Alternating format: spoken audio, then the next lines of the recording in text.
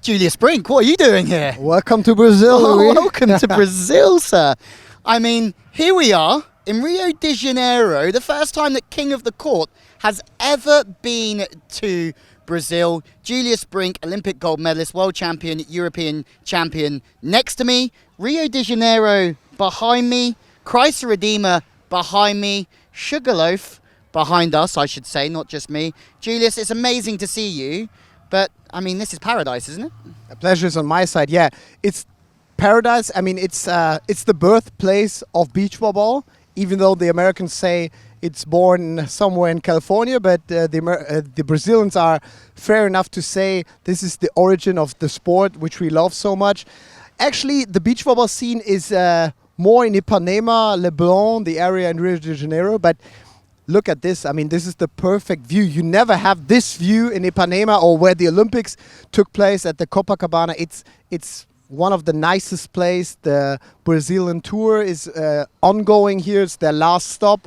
We're going to see in the next days the best teams from Brazil, and it's still a dominating nation in our sport. So I just can't wait that the ball is flying. Yeah, well, the action starts a little bit later on today. The skies are very moody. The sun is just stunning. The beach is, I don't know, it's paradise. Julius, you've been to Brazil. Well, how much time do you think you've spent in Brazil?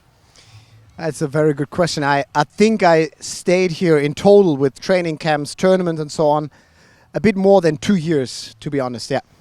2 years. And I mean, what's your fondest memories? You must have played here a lot. Yeah, I came here when I was pretty young. The world of beach volleyball looked different that time. That was around 2001. I was, quite an emotional young player. I wanted to get better, and that was the place to go. He still is emotional. He still is emotional. You could either go to Brazil and use their trainers, their courts, their knowledge, or you went to California. But that time, Brazil was the place for European teams to go. So it was also the start of my career. So I will never forget that. I had lots of Brazilian coaches and influence at the very beginning.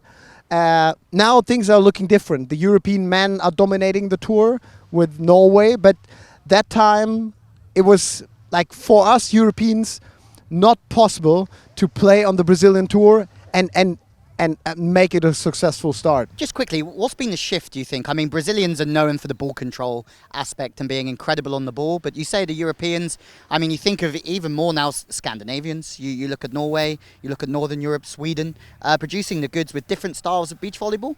But what's been the main shift for you? I mean, it's also a lack of talent, I would say.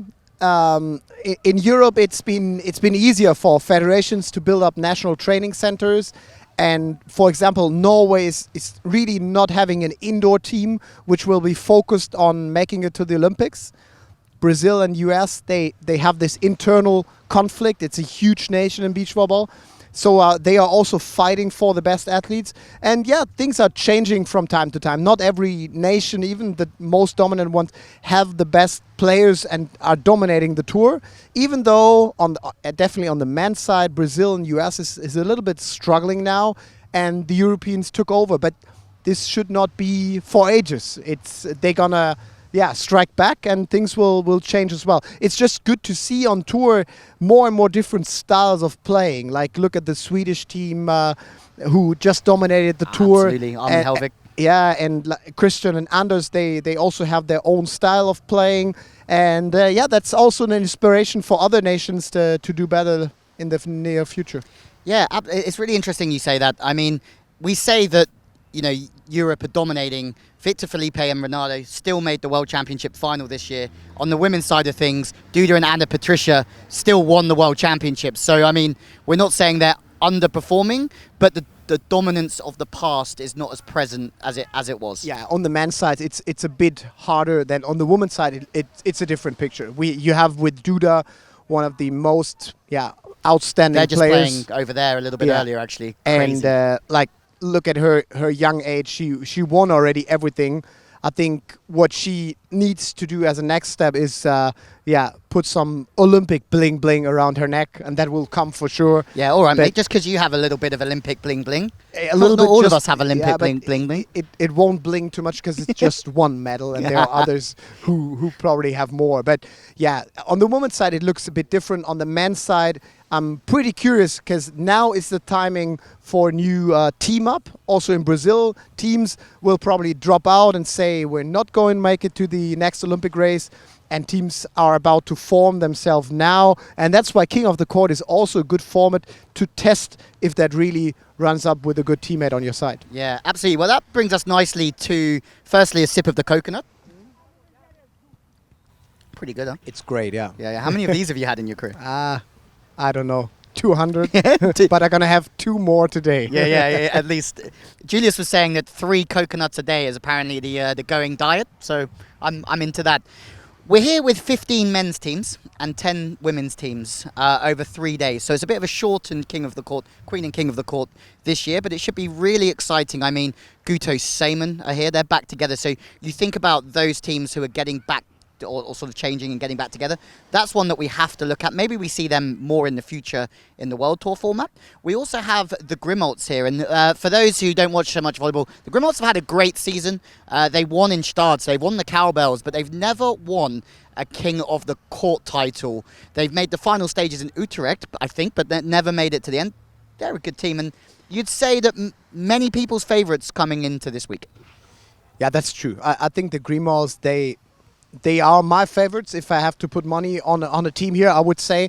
But in Brazil, you never know. Like You said this earlier. Yeah, I remember when we played their national tour. So far, I have to talk about that experience because we never had a King of the Court event. That's a big premiere here at the beach of Rio de Janeiro. But as you come here as a foreigner, like you almost have no chance to compete in their national tour because teams are so super good.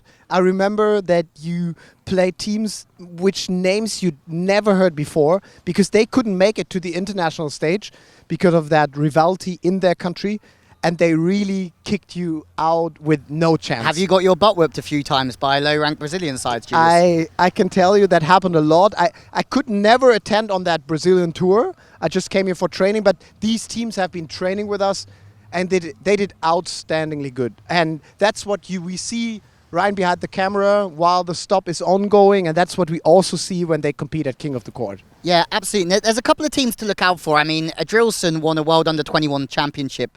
He's playing with Arthur, but he won that championship with Renato. One to really keep an eye on. But there's just a depth in the men's competition that's really, really scary. Look out for Kusti Novak. We know Kusti from his time playing with Mart Tizar from Estonia. Now he's with Dmitry Korotov from Estonia. And also Guto. We spoke about Guto. He is one of the best defenders in the world, if not the best. Superboy is his name for a very good reason. We have to watch out for him always. Yeah, I think Rich Lambert invented that name, and that's the word for him. I always like to see these smaller players like Alvaro Filho from Brazil, him He's just over there. and some others. Yeah, he just played a match over here. Because, I mean, it's nice to be like 2 meters and higher and have a vertical like whatever. But if you go and play yourself, you know how hard it is. And you can't teach height. Like if you're 186 I like know. me, you're still... or you. I know. You're still... 167. But the On sport a is good day. also made for us. We can also play. And seeing these guys competing against the big ones, and he had to compete against Dahlhauser, Allison, now Anders Mol a lot. And I really much adore that. This effort, the knowledge, or the way, the extra mile he always goes each match. That's why I like these players so much. And he's just a great person. And it's an honor to have him in the tournament. Absolutely. Couple of wildcard teams. Grant O'Gorman, Canadian defender, always good to watch. Passionate, great defender. He's coming in playing with the Brazilian. And then Václav Burchik, we know him because he works with us. Czech defender is playing with Luciano. Luciano used to play with Harley. Who hasn't played with Harley, though? I see Harley's Instagram profile is still full of beach volleyball. I would not One of doubt the that best. he might be around here if a player get injured, and then he would straight start his Harley Yeah, and makes it up. It's just great because in Europe players retire more or less around 30, 35. But talking from experience. Yeah, talking from experience, unfortunately. But in Brazil, people are way longer connected to that sport. And it's not a shame to play beach volleyball with your 40s or 50s. You see so many people here loving that sport. It's also the ranking of beach volleyball or playing the ball at the beach, because they have other sports similar to it, foot volley and some bossa ball. Like all these sports are so fitting into this Brazilian lifestyle. It's just chest great. And the head and Yeah. But it is really really vibrant here as well. There's so many volleyball posts, and I mean, I guess you're watching this coverage if you are a beach volleyball fan. So if you haven't been to Brazil and experienced this, it's something else. There's recreational games going on. You can't see it on the camera, but I'm not even lying if I can see 30 courts in my eye line. So it's certainly a trip on the bucket list if you do love the sport. Last team to keep an eye on, Hazard and Bruno from Argentina. Hazard is an Olympian with Capogrosso. He's back playing with Bueno. They've had some great results on the Futures Tour. In the women's competition, we have Rebecca. Now, that name stands out for me because 3 wins with Ana Patricia before Ana Patricia got together. She's playing with Fernanda in this competition. Also had 3 wins. I mean, been a bit absent on the World Tour as of late, but 3 wins with Barbara. They have 6 World Tour wins between them.